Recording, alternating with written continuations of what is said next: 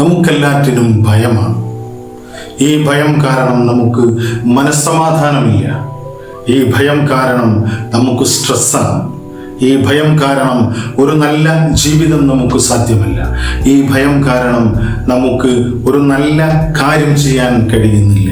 ഈ ഭയം കാരണം നമ്മുടെ ആഗ്രഹങ്ങൾ സാധിക്കാൻ കഴിയുന്നില്ല. ഈ ഭയം കാരണം നമുക്ക് ജീവിക്കാൻ തന്നെ കഴിയുന്നില്ല. ഭയം എന്ന വികാരം നമ്മുടെ സംരക്ഷണത്തിന് വേണ്ടിയിട്ടാണ് ഒരുപക്ഷെ ദൈവം നമ്മളിൽ നിക്ഷേപിച്ചിട്ടുള്ളത്. ആ ഭയം നമ്മുടെ സബ് കോൺഷ്യസ് മൈൻഡിൽ കയറിക്കൊണ്ട് എന്ത് ചെയ്യാനും ഭയം, പരാജയ ഭയം, തനിക്കെല്ലാം നഷ്ടപ്പെടുമോ എന്ന പേടി, എന്തെങ്കിലും ഒരു കാര്യം ഒരു തുടക്കത്തിലേക്ക് നാം നിൽക്കുമ്പോൾ നമുക്കതിൽ അപകടം സംഭവിക്കുമോ എന്ന പേടി, അങ്ങനെ ഒരുപാട് ഭയങ്ങളുണ്ട്. അതിൽ പലതും പലപ്പോഴും പല ഭയങ്ങളും വളരെയധികം നിസ്സാരമായ ചില ചിന്തകൾ മാത്രമായിരിക്കാം. ഒരിക്കലൊരു ധീരനായ രാജാവ് അങ്ങനെ കാട്ടിലൂടെ സഞ്ചരിച്ചു കൊണ്ടിരിക്കുകയായിരുന്നു. നായാട്ടായിരുന്നു അദ്ദേഹത്തിന്റെ വിനോദം. വളരെ വലിയ യുദ്ധതന്ത്രജ്ഞനാണ്, വീരശൂര പരാക്രമിയാണ്. അങ്ങനെ അദ്ദേഹം നായാട്ടിനായി കാട്ടിലൂടെ സഞ്ചരിച്ചു കൊണ്ടിരിക്കുമ്പോൾ പെട്ടെന്നാണ് അത് ശ്രദ്ധയിൽപ്പെട്ടത്. ഒരു മരത്തിൽ കൃത്യമായിട്ടുള്ള ഒരു വട്ടത്തിനകത്തുള്ള ഒരു പോയിന്റിൽ ഒരാൾ അമ്പ് ചെയ്തു വെച്ചിരിക്കുന്നു. ഇത്ര കൃത്യമായിട്ട് എങ്ങനെയാണ് ഒരാൾക്ക് അമ്പെയ്യാൻ കഴിയുക? അങ്ങനെയുണ്ടെങ്കിൽ അദ്ദേഹം വലിയ പോരാളിയായിരിക്കുമെന്ന് ധരിച്ചുകൊണ്ട് രാജാവ് അത്ഭുതപ്പെട്ടു. അതോടൊപ്പം ഒരു ചെറിയ ഭയവും. ഇത്ര വലിയ വില്ലാളി വീരനായ ഒരാൾക്ക് എപ്പോൾ വേണമെങ്കിലും എന്നെ ഒരു അമ്പെയ്ത് കൊല്ലാൻ കഴിയുമല്ലോ എന്ന്. തിരിച്ചു കൊട്ടാരത്തിലെത്തിയ അദ്ദേഹം രാജഭടന്മാരെ വിളിച്ചു പറഞ്ഞു, നമ്മുടെ നാട്ടിൽ കൃത്യമായ ലക്ഷ്യസ്ഥാനത്തേക്ക് അമ്പെയ്യാൻ കഴിയുന്ന ഒരു അമ്പെയ്ത്തുകാരനുണ്ട്, അദ്ദേഹത്തെ കൂട്ടിക്കൊണ്ടുവരിക എന്ന്.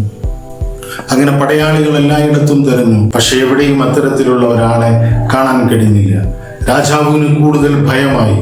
ആരാണ് ഇയാൾ? രാജാവ് തൻ്റെ നാട്ടിലെ മുഴുവൻ അമ്പെയ്ത്ത് പരിശീലകരെയും ഗുരുക്കന്മാരെയും ഒരുമിച്ച് കൂട്ടി. എന്നിട്ട് ചോദിച്ചു, ഇത്ര കൃത്യമായി അമ്പെയ്യാൻ കഴിയുന്ന ആളെ നിങ്ങളാരെങ്കിലും പഠിപ്പിച്ചിട്ടുണ്ടോ? നിങ്ങൾക്കാർക്കെങ്കിലും അറിയുമോ? നിങ്ങളുടെ കൂട്ടത്തിലുണ്ടോ എന്ന്. പക്ഷെ ആരും അത്ര കൃത്യമായി അമ്പെയ്യുന്നവരുണ്ടായിരുന്നില്ല. രാജാവിന് വീണ്ടും ഭയം തോന്നി. ഇത് ശത്രു രാജ്യത്തു നിന്ന് വന്നവരാണോ? തന്നെ കൊല്ലാൻ വേണ്ടി ആരെങ്കിലും വന്നതാണോ എന്നൊക്കെ. അങ്ങനെ ഇരിക്കുമ്പോഴാണ് രാജകൊട്ടാരത്തിനടുത്തുള്ള ഒരു മരത്തിൽ ഇതുപോലെ കൃത്യത്തിൽ ഒരു വട്ടത്തിന്റെ അകത്തുള്ള ഒരു പോയിന്റിലേക്ക് വളരെ കൃത്യമായി ഒരു അമ്പ് ചെയ്യപ്പെട്ടിരിക്കുന്നു. രാജാവ് ഭയപ്പെട്ടു. ശത്രു എന്റെ കൊട്ടാരത്തിനടുത്തെത്തിയിരിക്കുന്നു. രാജാവിന് സമാധാനം നഷ്ടപ്പെട്ടു. ഭക്ഷണം കുറഞ്ഞു. രോഗശയ്യയിലായി. അദ്ദേഹം ക്ഷീണിച്ചു.